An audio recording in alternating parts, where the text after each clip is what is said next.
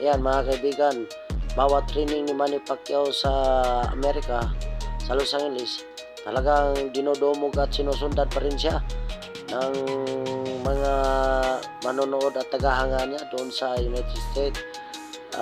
Courtesy nga pala sa nagmamayari ng video na to, doon sa kaibigan nating si Marvin Mabait.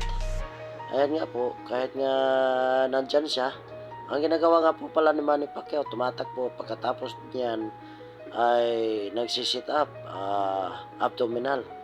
Ayan, pinapanood siya ng maraming tao. Tsaka yung mga kasiglahan din ng mga tagapanood niya, tagahanga, talagang bumabalik. Pinapanood bawat ensayo niya.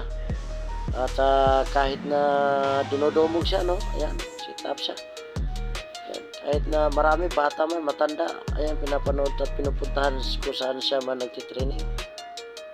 Yan, ginagawa ni Sir Manny, abdominal yan, sit up, pampatibay ng sikmura at katawan. Ayan. At sa bawat hapon naman siguro, hindi naman siguro siya nasusundan doon sa boxing gym. Kasi talagang puspusan, ayan, kasama niya si Coach Freddy Roach.